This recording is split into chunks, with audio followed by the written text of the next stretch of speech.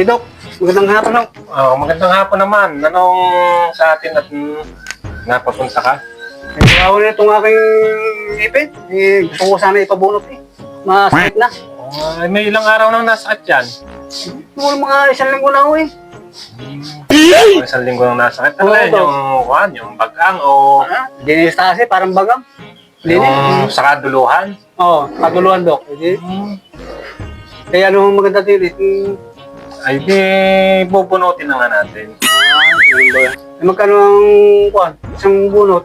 1.5 isang bunot. Sige, Dok. Ay, din eh, sa loob ng clinic.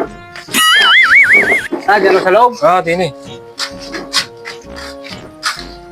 Meanwhile, May nakabunot. Talagang Yan palang ipin mo yan eh, madami ng nanait. bagang na ako. Kaya kasakit. Ay, naku.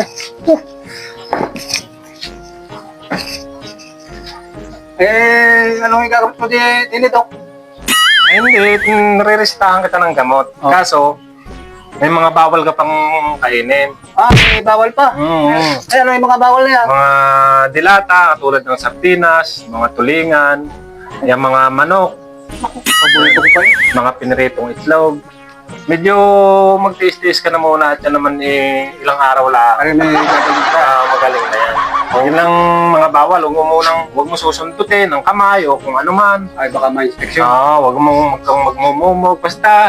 Huwag mo susundutin yung importante din yan. At saka yung ibinilin ko sa iyo, na mga bawal muna pagkain, huwag mo muna kakainin. Sige, Dok, tatandaan ko yan. Nare-resitahan kita. Ito yung resita ko sa iyo. Aba, bakit ganito ang binigyan sa aking reseta, Doktor? Aba, diatab. Siya ako naman ang pabunot ng ngipin. Hindi naman ako nagtatay, ha? Paano? Amoy tayo ang hininga mo.